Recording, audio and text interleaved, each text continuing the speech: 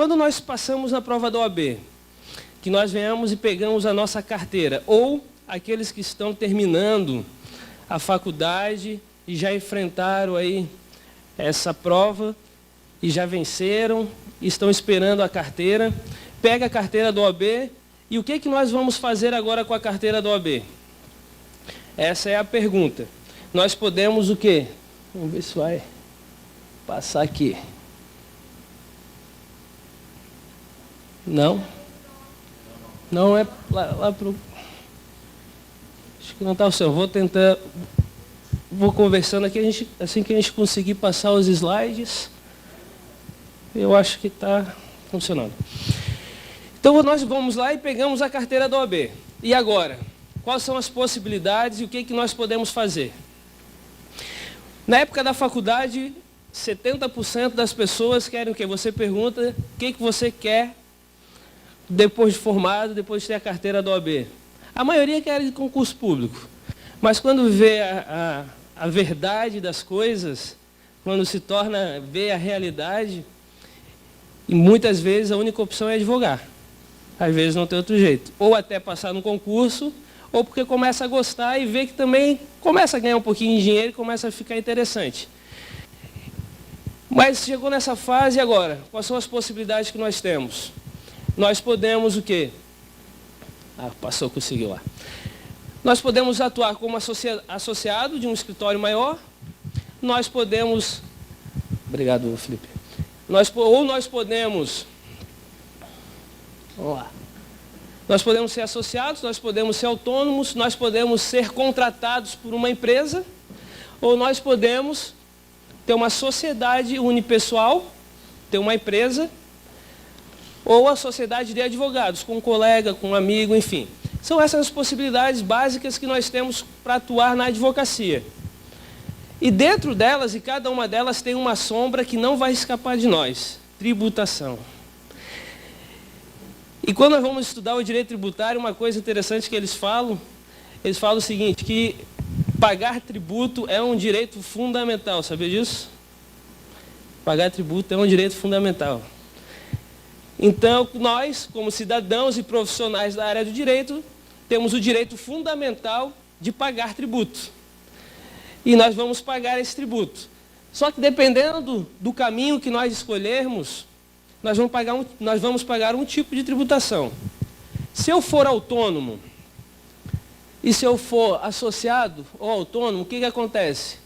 Está lá, até 27,5% de imposto de renda, daí ali tem a tabelinha, dependendo do valor você é isento, e depois de 1.900 e alguma coisa, começa a pagar a partir de 7,5% de imposto de renda. Isso para quem é autônomo e quem é associado. O associado, ele tem um contrato com o escritório. E esse contrato é como se fosse o quê? O advogado prestando um serviço para o escritório. Então, ele vai pagar a tributação de autônomo.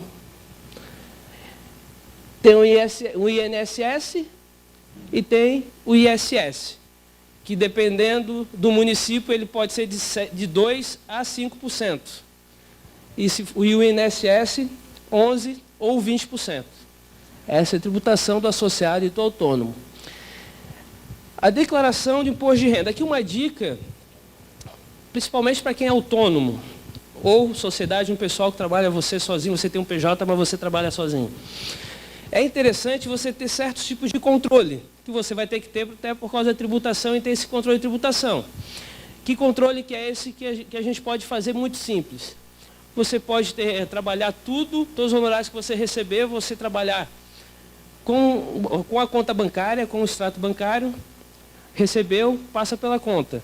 Depois fica mais fácil para declarar o imposto de renda, porque você não precisa ir atrás dos contratos, atrás daquilo que você prestou de serviço, porque já vai ter os valores passados no teu extrato, você tira o extrato do último ano e você consegue ter um balanço e mandar isso para a tua contabilidade ou para quem vai, ou você mesmo, para quem vai declarar o seu imposto de renda.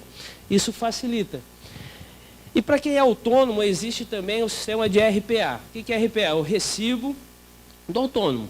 Ele vai na prefeitura ou no Pró-Cidadão, aqui no caso da capital no Pró-Cidadão, você vai lá e você vai pegar, vai dar os seus dados, sua documentação, e você vai ter um recibo que você vai preencher para poder tributar esse recibo ou mandar para o seu cliente. Isso está caindo em desuso, porque hoje você tem a nota fiscal eletrônica, inclusive para a pessoa física, para o autônomo. Então você vai na prefeitura, você vai, entra, faz o seu cadastro, e dentro do seu cadastro você vai ter um login e uma senha, que você vai emitir notas fiscais diretamente do seu escritório, se você tem um home office, enfim, de onde você estiver, você mesmo vai poder emitir a nota fiscal. E também é uma forma de controle fiscal, porque você pode utilizar também a nota fiscal como controle para você tributar depois, né?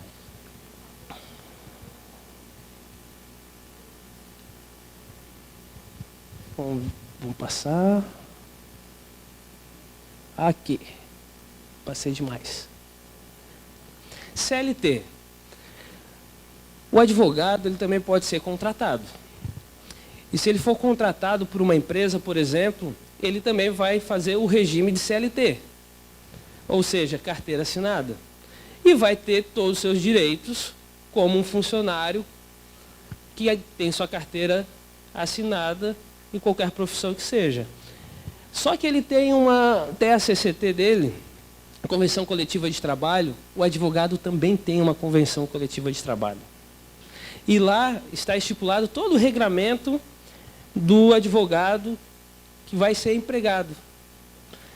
Inclusive, base salarial, horas extras. O advogado, por exemplo, as horas extras dele já parte de 100%.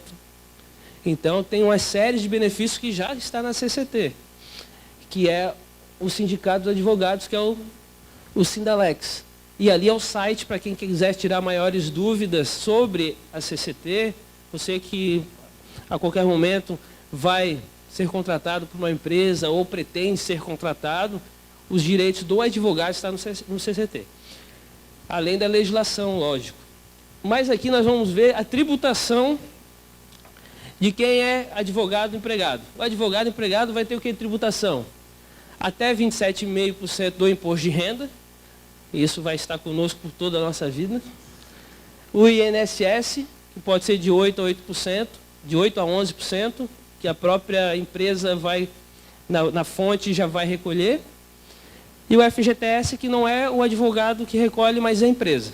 Fundo de garantia, os 8%. Passado a pessoa física da profissão do advogado, nós vamos entrar agora na sociedade. Você pode constituir dois tipos de sociedade. Você pode ser uma sociedade unipessoal, ou você pode ter uma sociedade de advogados, ou seja, você e mais um colega, 2, 3, enfim. Você pode ser.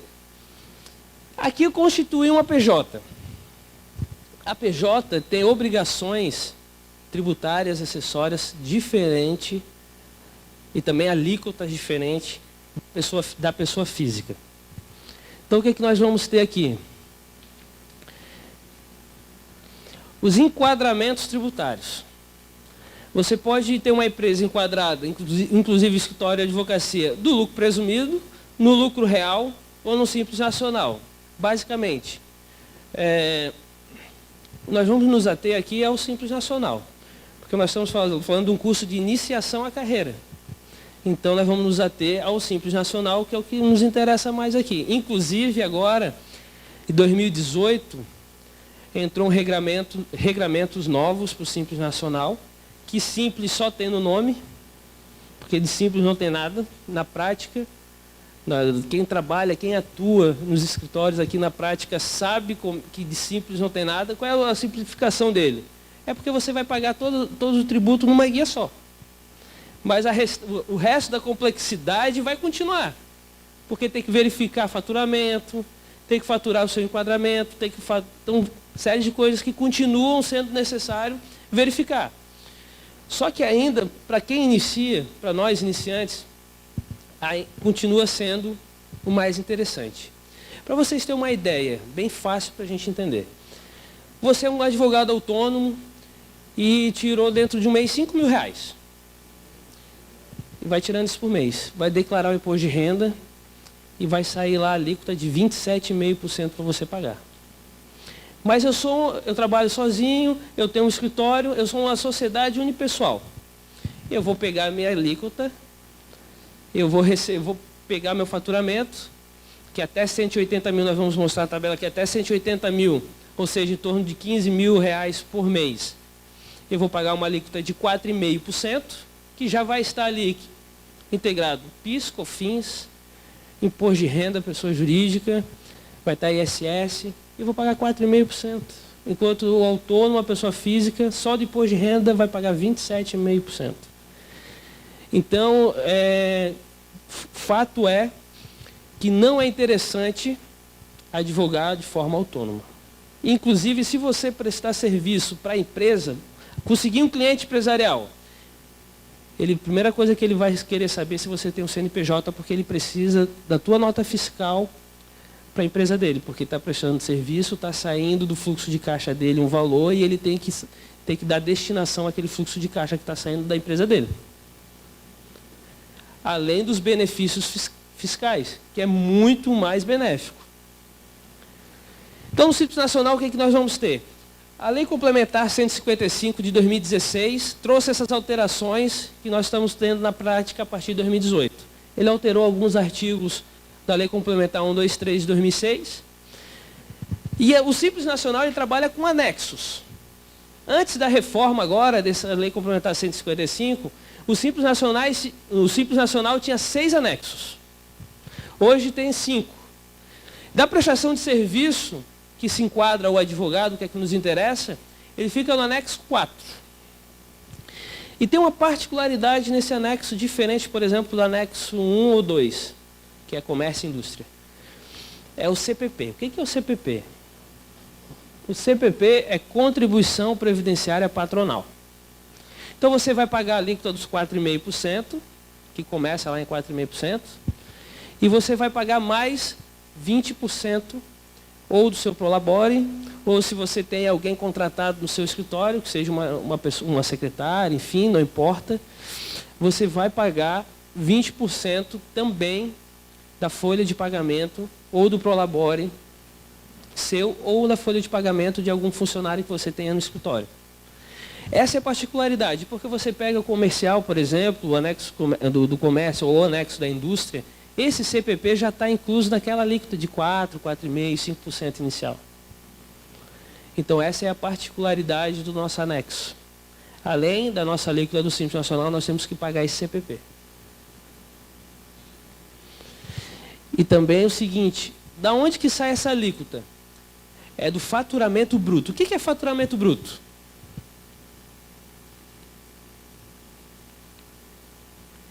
É tudo que eu faturei durante o mês.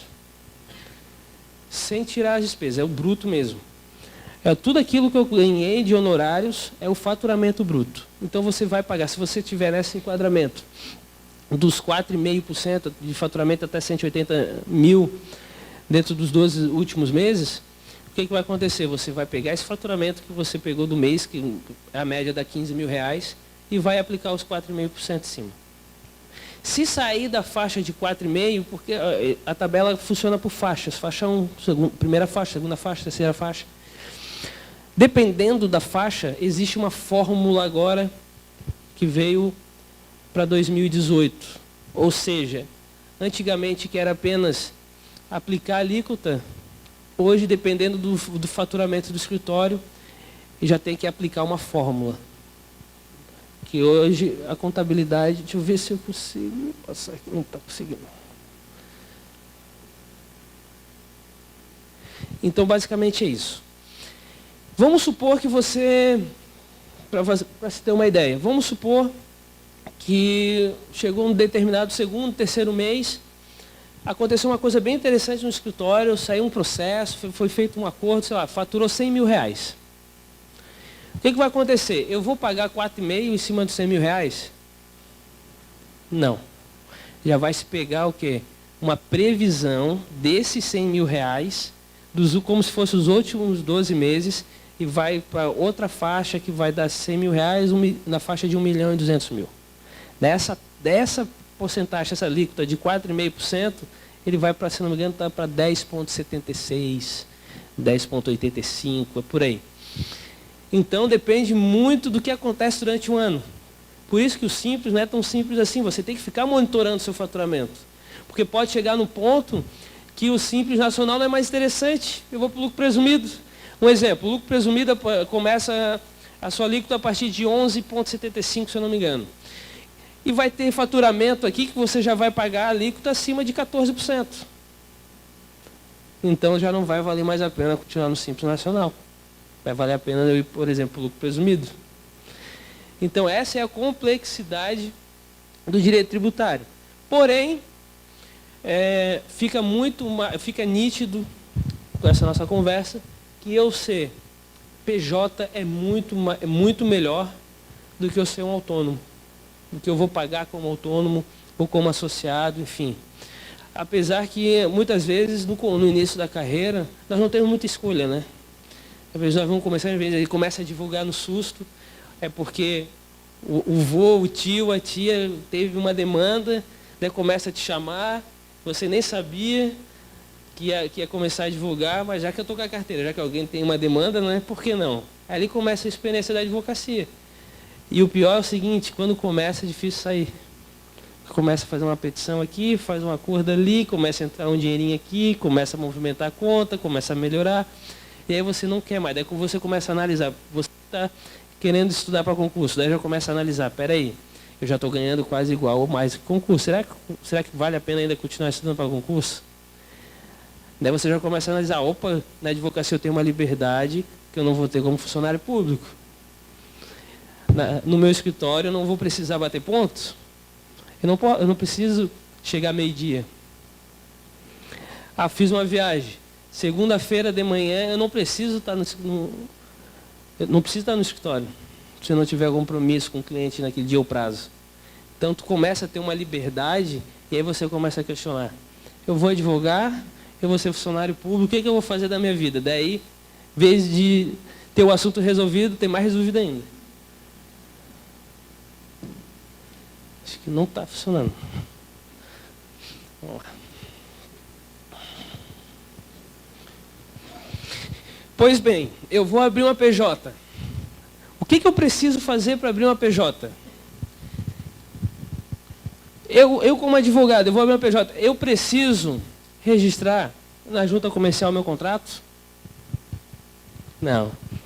Na verdade, é até mais simples do que pessoa jurídica, do que empresa comum. Você vai vir na OAB, você vai fazer um contrato, que já tem um modelo no site. Tem um site aqui, nós vamos passar o site.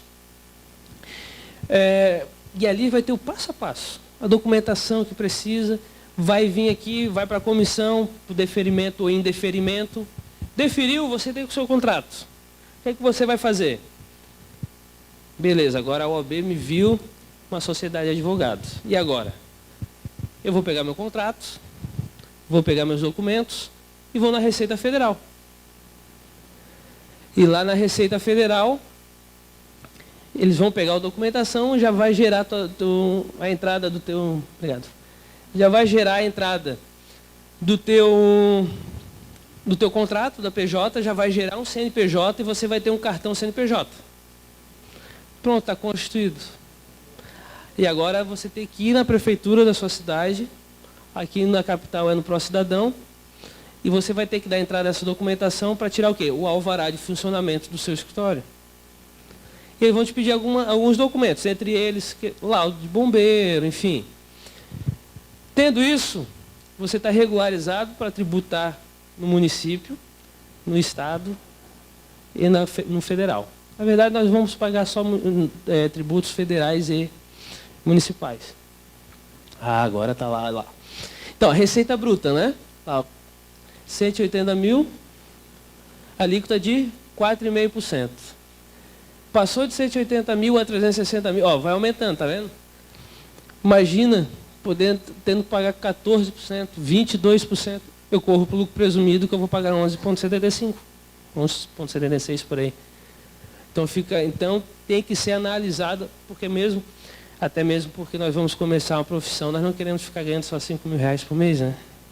A gente queremos faturar mais, quem não quer faturar 3.800, 3.600 por mês, por ano, já pensou? Seria muito bom. A gente luta e batalha para alcançar. Ou seja, quanto mais tributo você pagar, mais você está faturando. Olha que legal. Uhum. Não é verdade? Um cliente uma vez falou para mim: Leonardo, não aguento mais pagar tanto tributo. Disse: meu amigo, quanto é que tu estava pagando ano passado? X. E esse ano? Y. Tá, mas olha só quanto que tu faturou esse ano. Ah, verdade, né? Então o que acontece? As pessoas olham muito que estou pagando tributo. Mas saiba de uma coisa: quanto mais tributo você está pagando, mais você está faturando. E quem não quer falar? Eu quero pagar bastante tributo. Quem não quer pagar bastante tributo aqui? Não é verdade? Então o que acontece? Dentro da alíquota que está do Simples Nacional, o que tem? Imposto de renda da pessoa jurídica, contribuição social do lucro líquido, COFINS, PIS e o ISS. Já está tudo naquela alíquota inicial lá. Aqui, que é uma novidade em 2018, é esse aqui, ó. Quanto descontar do valor recolhido. Que é dentro da formulazinha, que dependendo de onde você cai ali, é feita uma formulazinha nova. E dentro dessa formulazinha vai ser um resultado. E aí você vai lá e vai diminuir desse valor dessa coluna aqui. E o imposto de renda da pessoa física é da mesma forma. Vou pagar 27,5%. Do lado da tabela do imposto de renda vai ter um valorzinho também para deduzir. Você vai pagar os 27,5% menos aquele valor que está ali na tabela. Você pode deduzir, o limite que você pode deduzir. Inscrição para quadro de advogados, né? Tem todo o passo a passo no site da OAB, aqui. Você vai entrar nesse ícone aqui, processo de inscrição, e vai preencher um formulário online. Registro de sociedade. Você vai fazer um contrato na OAB, que vai para a comissão, e essa comissão vai deferir ou vai indeferir. Se indeferir é porque faltou algum detalhe que precisa ser complementado. Se deferir, você já vai pegar esse contrato e vai na Receita Federal. Você vai chegar na Receita Federal e você vai fazer o seu cadastro de CNPJ. Na OAB você não vai fazer o cadastro de CNPJ. Na OAB você vai ter o seu contrato da sociedade. E com esse contrato deferido e carimbado e autorizado pela OAB, você vai na Receita Federal. E lá na Receita Federal, vai ser confeccionado, vai ser feito o seu CNPJ. E aí você vai ter o seu cartão CNPJ, como qualquer outra empresa. Depois disso, você vai sair daqui e vai na prefeitura da sua cidade. Lá você vai pegar todo esse registro, cartão CNPJ, o endereço do seu escritório, comprovante de endereço, a sua carteira da OAB. Você vai fazer a sua inscrição lá na prefeitura. Para que serve essa inscrição na prefeitura? Para tributar o ISS e para você poder emitir notas fiscais. Hoje é tudo eletrônico, você faz do seu escritório, se você tem um home office, você faz de casa. Basta ter uma internet e um computador. Baixa o programinha, você vai ter um login, uma senha, e você vai ter acesso para a emissão de nota fiscal. Eu preciso tirar nota fiscal? Bom, a Receita Federal está olhando a tua conta. A Receita Federal sabe quanto que você está movimentando. Ela vai olhar para o outro lado e não tem nota fiscal. De onde está vindo esse dinheiro? Está entrando de algum lugar. A Receita Federal quer saber de onde. É um acordo que você fez, e parte desse valor foi para o seu cliente, parte é seu. Ou a família está movimentando, você tem que informar o fisco. Não, tem essa conta aqui, mas minha avó está movimentando, enfim. O fisco quer saber. E hoje ele tem tecnologia suficiente para saber muita coisa que a gente nem imagina. Ele sabe quando nós emitimos nota fiscal de forma correta, de forma incorreta. Ele sabe se está movimentando dinheiro. Por exemplo, se eu faço um serviço, eu vou fazer um serviço e recebi lá R$3.000 por esse serviço que eu prestei. R$3.000. Eu vou fazer uma audiência de custódia lá e cobrei R$3.000 para fazer essa audiência de custódia na área penal. Esses R$3.000 provavelmente vai passar pela sua conta. E se você tirar uma nota fiscal de R$2.000, o fisco vai saber que R$1.000 não foi declarado. Ele vai saber disso. Claro que eles estão de olho mais em empresas que faturam muito dinheiro e nos advogados. Entenderam? E nos contadores. Então, eles gostam de advogado e contador. Então, o que acontece? Porque, teoricamente, era a turma que tinha que saber como fazer. Então, eles olham muito isso. E advogados que já não são mais jovens, que já se passaram seus 5, 6, 7, 8 anos, têm uns faturamentos bem razoáveis. E o fisco gosta de monitorar esses escritórios. Então, o que acontece? Eles sabem, eles cruzam as informações. E o que pode acontecer comigo tendo uma movimentação bancária e eu não tirei a nota fiscal e o fisco pegou? Primeira coisa que acaba com a gente é a multa. Chega até 300% do valor. Já pensou? Eu não declarei 3 mil reais. Eu fui pego, não tirei a nota fiscal, 300% de multa. Já pensou? Claro que isso aí se dá para discutir porque o STF já fez um teto.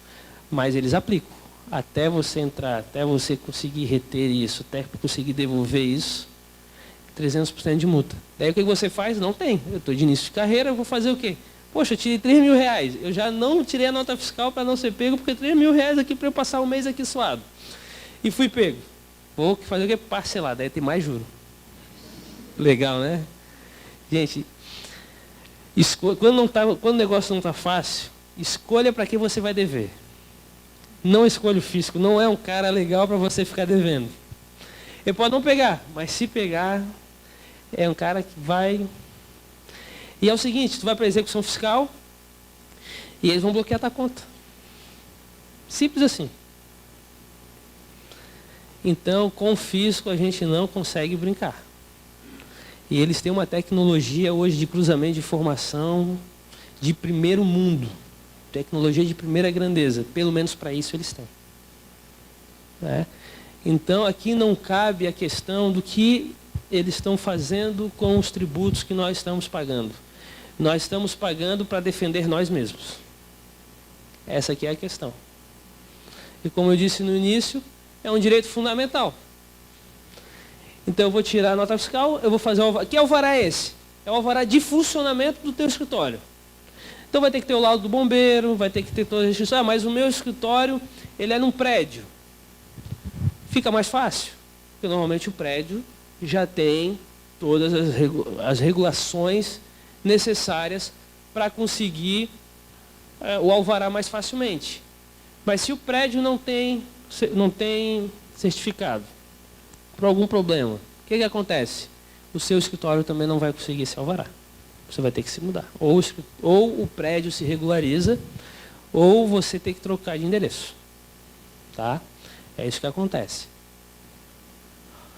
Vamos abrir agora para perguntas. Gente, obrigado.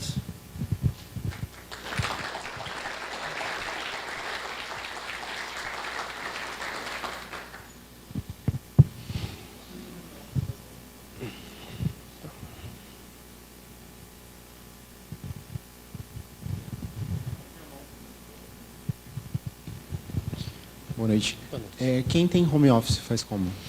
Home office, normalmente, tu está trabalhando normalmente como autônomo. Aí você vai fazer as tributações de autônomo. Como é que você vai ser? Você vai pegar seus documentos, sua carteira da OAB, seu endereço, vai fazer uma inscrição na prefeitura, aí você já vai estar habilitado a tirar notas fiscais eletrônicas. Então você mesmo do seu home office, você pode emitir essas notas fiscais de serviço. Passei para o pessoal lá de... Perfeito. Perfeito. Vai funcionar igual a sociedade no pessoal se tivesse um escritório em qualquer outro endereço. Você vai fazer todo o procedimento, vai na Receita Federal, vai fazer seu contrato normalmente, você vai ter um CNPJ normalmente e vai operar seu escritório normalmente. E vai tributar normalmente como sociedade no pessoal, no PJ no caso. Então, essa questão do alvará de funcionamento depende da prefeitura. Tem prefeitura que tem legislação interna que não aceita. Tem prefeitura que aceita. Por que acontece? Com essa mudança de todo o trabalho home office, está sendo muito mais fácil conseguir isso. Tá? O que vai pegar é talvez a questão do bombeiro, que daí o bombeiro vai te pedir uma qualificação mínima para você poder emitir esse alvará. Por exemplo, talvez um extintor de incêndio, enfim, alguma coisa mínima ele vai te pedir, pelo menos no local onde você trabalha, se você tem um home office, a sala que você trabalha, enfim, para você poder emitir. Muito mais fácil se você tiver um escritório fora, né? Ou autônomo, mas consegue sim, tá? Depende muito da prefeitura, da legislação atual da prefeitura. Mais alguma pergunta? Tá. Meu nome é Vitor. Seguinte, tudo bem, deve ter um ponto no gráfico onde você resolve deixar de ser autônomo para ser empresa. Perfeito. Você não vai sair agora, bater na porta ali, preencher o formulário no site e começar a recolher como empresa. Perfeito. Até mesmo porque existe todo um custeio oculto, não só os impostos, que é de contadoria, aluguel e outras sim. áreas. Para você conseguir um alvará de funcionamento em Florianópolis, por exemplo, nem sendo amigo do Jean hoje. Então, assim... E o ISS, a alíquota maior que tem é em Florianópolis. A gente abriu empresa agora, a gente levou com o alvará e tudo aqui no shopping aproximadamente 6 meses para conseguir abrir empresa, e não na área jurídica, obviamente. Então é isso. Qual é o ponto no gráfico? Qual é o período, qual é o tempo que você leva para sair do... Né? Em que ponto? Vou esperar faturar perto de 180 mil, começo a pensar nisso. Qual é o teu custeio hoje com contadoria, com atividades relativas ao teu escritório para valer a pena? Vitor, né? Boa pergunta, Vitor. Muito boa pergunta. Então, o que acontece? Claro que tem vários custos que estão inclusos no APJ. O que você economiza, muitas vezes, dependendo da situação, lá no tributo, são custos que você tem no seu escritório. Que momento que você vai escolher ter um escritório ou continuar autônomo, enfim. Vou contar um pouco da minha história. O que aconteceu comigo? Eu peguei minha carteira da OAB, já entrei na pós-tributário, feliz da vida, vou procurar um escritório para começar como associado. E nada, até que um escritório me ofereceu um salário mínimo. Um salário mínimo, gente. Eu olhei para a pessoa que estava me entrevistando, eu disse para ele o seguinte: você está me oferecendo menos como advogado do que eu ganhava como estagiário. Então, o que eu pensei? Eu vou continuar procurando. Daí um grande escritório aqui de Florianópolis me fez uma oferta. Eu resido na Palhoça. Daí eu comecei a fazer conta, né? Só de combustível já ia dar quase 50% do que eu ia ganhar. Então assim, não, também não vou aceitar. O que eu faço da minha vida? Estou com a carteira do OAB, como diz outro, é doutor advogado, e agora? O que eu faço da minha vida? Então assim, quer saber? Eu vou procurar uns amigos. Eu tinha um amigo que era um cliente meu em outra atividade que eu praticava. Ele tinha um escritório e me ofereceu: aqui você tem a sala, eu não tenho como te pagar salário, você me passa a porcentagem e começa a trabalhar aí. Em 2 meses eu consegui o meu primeiro cliente empresarial. Eu disse: opa, já posso pagar a sala. E fui alugar a sala, e fui aí, por enquanto, graças a Deus, está dando certo. Então isso é muito particular de cada um, porque cada pessoa tem um perfil. Eu, antes de ser advogado, eu trabalhei 10 anos da minha vida com vendas. Isso me ajudou muito. E me ajuda ainda hoje. Eu passei por um escritório com a estagiária em São José. O cara me ensinou muita coisa. E isso me ajudou. Então depende muito da experiência de cada um. Não somente experiência profissional, experiência de vida. Como é que você... Porque tem pessoas... Eu não tinha outra possibilidade. Eu só pensava o seguinte: eu vou voltar a ser vendedor, tendo a carteira da OAB na mão? Era uma possibilidade, mas para mim seria uma derrota. Então o que eu fiz? Meti a cara. Vou tentar, vamos ver como é que vai dar essa brincadeira. Estamos aí. Então é muito particular. Agora a questão de faturamento. Depende do local também onde você quer montar o seu escritório. O meu escritório é na Palhoça, então é muito mais barato o meu custo do meu escritório na Palhoça do que aqui na ilha, por exemplo. Que só de condomínio aqui você vai pagar até mais caro que muito aluguel. Uma vez, na época que eu fui montar, fui ver uma sala aqui, o preço razoável, mas o condomínio era o dobro do preço do aluguel. Então depende de vários fatores, que inclusive vai ser falado amanhã, né? Acredito, o Guilherme, né? Vai falar também um pouco dessa parte de gestão e tal. Então depende muito. Para mim, na minha região, tendo um cliente mensal de 2, 3 mil reais, já paga todo o custo do meu escritório. Meu aluguel, paga meu telefone, paga minha internet, paga meu condomínio. Mas depende de onde você quer ter o seu escritório. Se você quer ter na ilha, com esse valor você já não vai conseguir. Você vai precisar pelo menos de 5 a 8 mil reais de faturamento para você montar um escritório aqui no centro. Então depende muito disso. E São José já fica mais o meio termo, né? Então, eu não sei quanto tempo que eu tenho ainda, mas tem mais perguntas? Não, tranquilo, só para saber, só para controlar meu tempo. Então, tirou a dúvida dessa pergunta? Então, muito particular. O Vitor está chegando aí. Pode perguntar, amigo, por favor. Boa noite, meu nome é Frank. Prazer, Frank. E normalmente a coisa acontece como o doutor colocou, né? Começa como autônomo, em seguida abre uma sociedade e quando vê está trabalhando com grandes montas na conta. E isso acontece, e o doutor também colocou que pode fazer a tributação através das notas, né? Recolhimento através das notas ou do extrato bancário. E o que acontece mais comumente é que quando está lidando com essas grandes montas, boa parte desses valores não são totalmente da sociedade, né? E como fazer essa declaração, como vai ficar, porque não foi emitido nota durante esse período. Perfeito. Quando eu constituí meu escritório, que eu tive um CNPJ, a primeira coisa que eu fiz, abri uma conta bancária PJ. Porque você separa suas movimentações pessoais daqui. Porque o que acontece?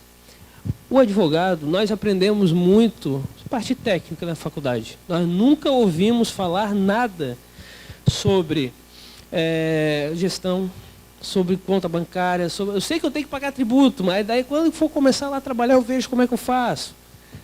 Então, nesse caso, o que acontece? Você tem que informar no momento que você for fazer a sua declaração do imposto de renda, por exemplo. Você tem que informar o que é PJ, o que é dos teus honorários e o que é pessoal ali. Então, é a primeira coisa, você vai ter que tirar o seu extrato bancário do último ano e vai ter que separar. Eu já tive, na minha primeira declaração, eu tive que fazer isso.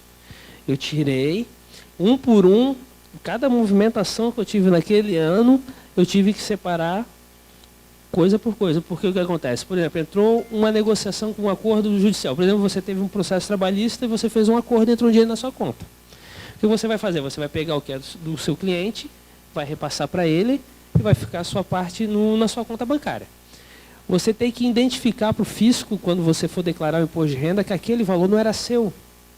Que aquela porcentagem, por exemplo, era do seu cliente, que entrou na sua conta e você só repassou para ele. Aí você não vai pagar, por exemplo, imposto de renda desse valor. Então, dessa forma, é isso que tem que fazer. Você vai ter que tirar o seu extrato bancário, vai ter que separar cada coisa e informar na sua declaração de imposto de renda. É mais trabalhoso, mas é desse jeito que vai ser, porque senão o fisco pode cruzar a informação e te questionar, vai te chamar para te questionar, pode cair na malha fina. Tá? Então, nisso aí, o que eu aconselho? É autônomo, tenta trabalhar com duas contas. Uma conta para suas questões pessoais, mesmo sendo pessoa física, e uma conta que você vai movimentar os seus honorários. Ou trabalhe muito com contrato, porque é uma forma de você não precisar fazer toda essa questão do extrato bancário, é com contratos. Você tem os seus contratos, você tem como dizer para o fisco o seguinte, eu sou autônomo e está aqui os contratos, isso aqui é dos meus contratos de serviço. E aí tem que justificar o que não é. Perfeito? Mais perguntas? Boa noite, doutor. Boa noite. Boa noite a todos os colegas aí. Só gostaria de retornar um pouquinho ali na questão do home office, porque geralmente essa é a nossa primeira opção no início, né? É a mais barata, é a mais segura, né? É menos arriscado. Então, por experiência própria, até eu vejo que essa é uma opção muito boa, até para quando a gente inicia a carreira, porque não tem cliente, não tem noção, muitas vezes, de que área nós vamos atuar. A questão do home office, aqui em Florianópolis, pelo menos, eu já passei por algumas experiências até de clientes meus, que foi o seguinte, teve um cliente que colocou um home office em casa, foi na prefeitura fazer alvará e tudo mais, ele ganhou o alvará, sem problema nenhum. Em compensação, a prefeitura tributou o IPTU dele como comercial. E o sujeito se deu mal, porque ele pagou bem mais caro do que deveria. Um outro caso, olha só, isso era um caso de uma casa, né? Num outro caso, até aconteceu um condomínio onde eu moro, onde eu sou síndico, veio um vizinho me perguntar, pô, como é que eu faço para tirar o IPTU comercial que eu tenho no meu apartamento? Eu digo, pô, você não pode ter um IPTU comercial nesse apartamento, porque a nossa convenção não permite nenhum estabelecimento comercial nesse prédio, né? É tudo estritamente residencial. Disse, mas eu coloquei e tal, então a prefeitura me tributou. Então agora ele está numa briga com a prefeitura, porque ele primeiro foi contra a convenção do condomínio, ele registrou, né? E agora ele não consegue tirar esse IPTU comercial da prefeitura, porque a prefeitura aceitou, né, a inscrição dele. Então, ela disse, se tu colocou mesmo contra a convenção, é porque pode. Então, a gente tributou e ele não consegue mais. Ele, inclusive, aluga o apartamento com IPTU altíssimo. Então, essas duas questões, eu acredito que elas são bastante importantes para quem está começando, porque a gente procura fugir, né, das questões mais delicadas, que é no sentido do custo, de toda aquela despesa que a gente nem imagina que tem e a gente só vai se deparar com isso no dia a dia. Tem outras opções, inclusive, que eu gostaria até de roubar um segundinho, e que eu tenho percebido que funciona, já funcionou muito comigo, que seria a divisão de custos de um escritório, né? Por exemplo, eu tenho um escritório no centro e eu tenho um ambiente para 4 pessoas. Então, eu não tenho sociedade, não monto sociedade nenhuma. Então, o que eu faço? Eu convido 3 colegas a mais para a gente dividir os custos. Então, eu posso ter um alvará dividido por 4. Né? Eu posso ter um IPTU dividido por 4, uma locação, um condomínio, tudo dividido por 4. Então, nós 4 pagamos a despesa do escritório. Um escritório hoje, no centro da cidade, um bom tamanho, para 4 pessoas, ele gira em torno de R$ 1.900 a R$ 2.000. Um escritório simples, porém imobiliado, com tudo, com internet, telefone e tudo mais. Isso dá, mais ou menos, R$ 450, R$ 500 por mês, para cada um. É um custo barato. Então, é uma opção boa para quem está iniciando. Né? Então, eu gostaria só de colocar essa questão do IPTU, né? E também dos condomínios. Quando a gente vai usar o home office, a gente tem que ter cuidado com esses detalhes. Muito bem colocado, muito bem colocado. O nome do senhor é? André Souza. André Souza, muito bem colocado pelo senhor André. O que acontece? Nesse caso do IPTU comercial, quando nós falamos de home office, nós estamos falando do quê? Trabalho em casa. Então, quando a prefeitura permite que eu tenha um alvará de funcionamento disso, ela está sabendo que eu estou trabalhando onde? Então, dá para questionar. A prefeitura, administrativamente, a prefeitura não vai dar, tá? Porque ela quer arrecadar. Mas, juridicamente, dá para discutir. Porque quero fazer um home office. Ou seja, é um escritório na minha casa. Então, não tem o porquê eu pagar IPTU comercial dentro da minha casa. Então, não faz sentido, tá? Mas dá para pleitear, sim. Tá? E a questão do compartilhamento é muito interessante. Porque quando a gente fala de tributos, nós falamos de custos, né? Então, o que acontece? Depende qual a tua ideia. É que depende muito do perfil. Por exemplo, eu vim de um perfil de escritório seguinte. O que eu imagino, o que eu penso de escritório? O escritório é uma empresa.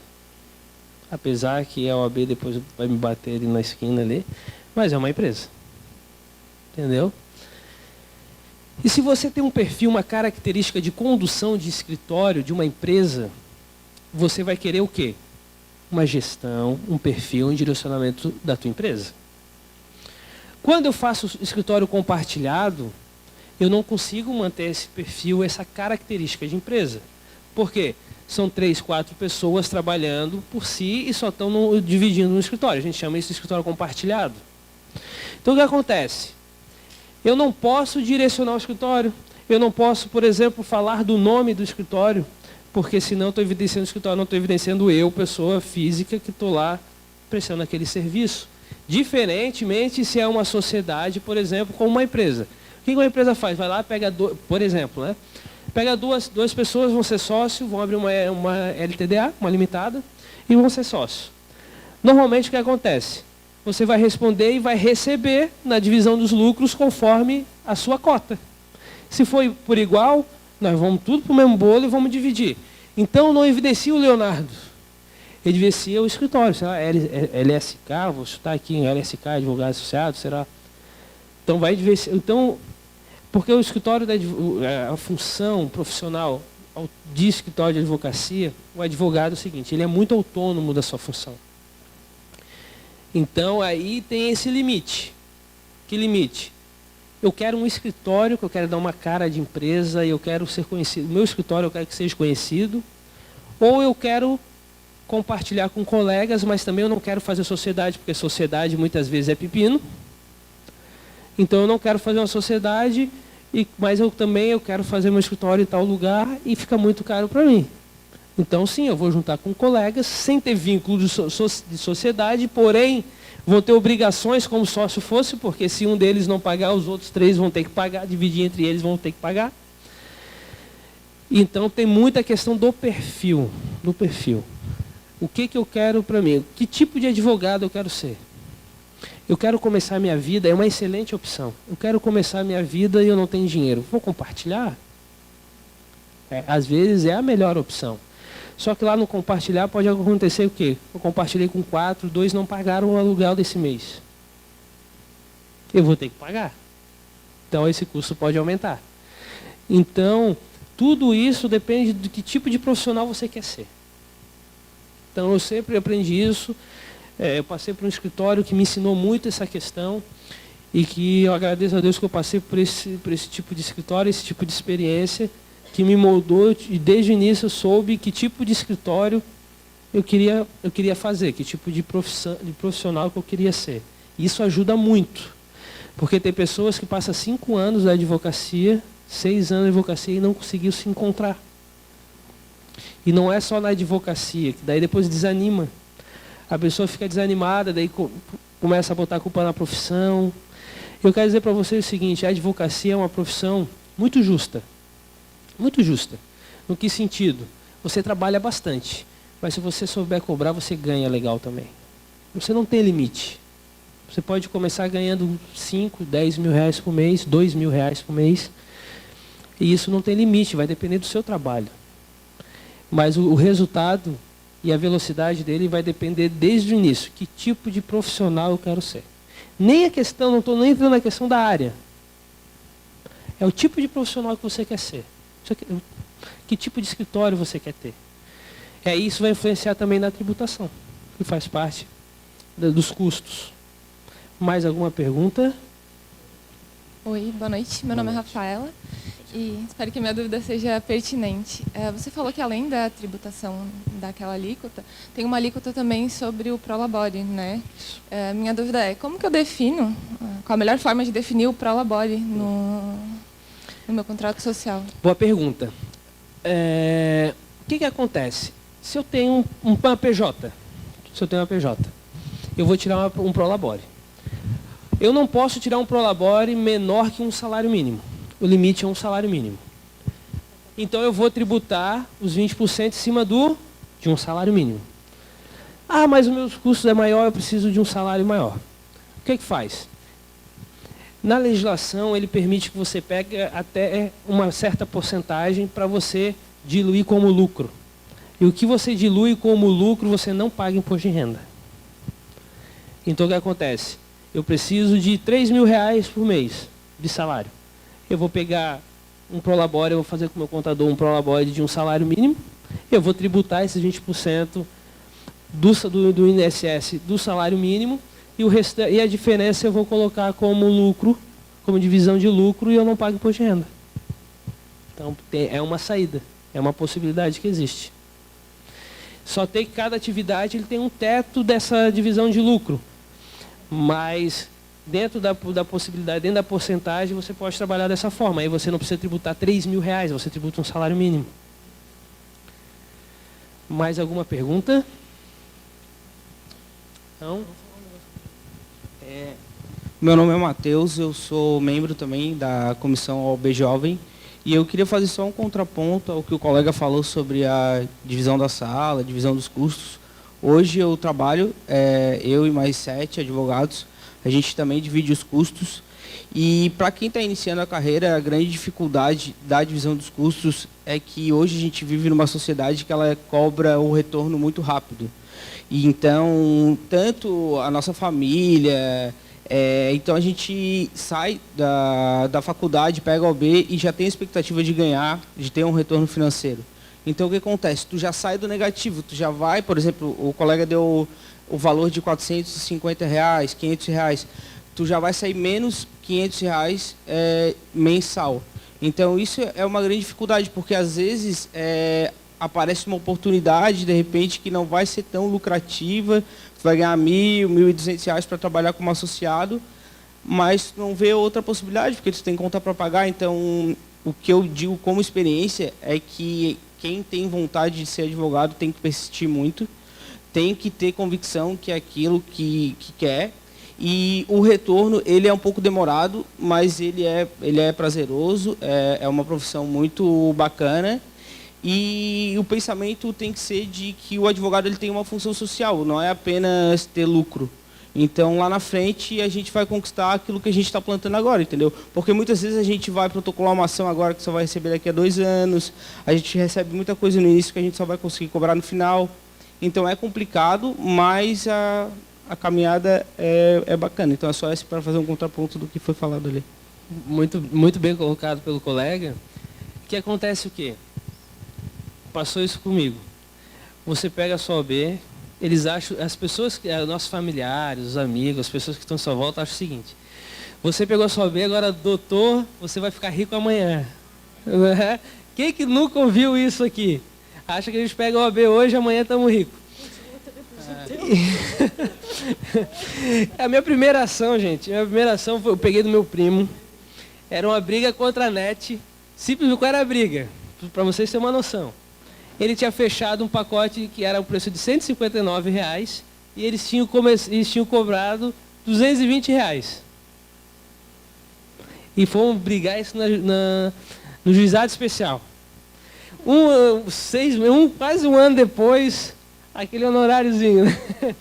Então, assim, no começo, você pega de tudo. Pega de tudo. Porque você precisa o quê? Se manter, se sustentar. Né?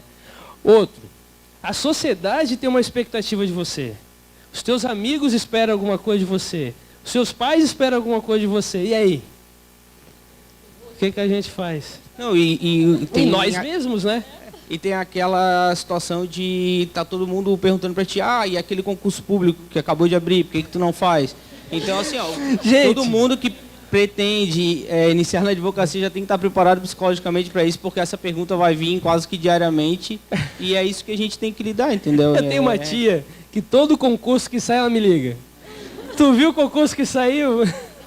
Mas não é de vez em quando, é todo concurso. Sai um concurso para nível técnico, para cartório. Ela tá me ligando. Tu viu que saiu um concurso bom lá? Então, assim, vai ter a tiazinha na família de vocês, que cada concurso que sair, vão ligar para você. Você viu o concurso que saiu? Porque tem gente da família também que acha que já escutei também o seguinte: fulano de tal da família, tu viu que fez o concurso para juiz? Eu disse, não, vi. Não, mas tu viu que quase passou? Não, bom para ela. Advogado eu não acho muito essas coisas não, tem que fazer concurso para juiz. Eu trabalhei no escritório pequeno, era 2 salas, não tinha 50 metros quadrados. O advogado trabalhava sozinho, tinha uma estrutura do quê? Era 2 estagiários, eu era um deles, tinha uma secretária e um financeiro. Faturava R$70 mil por mês. E a estrutura enxuta, não tinha R$10 mil de custo.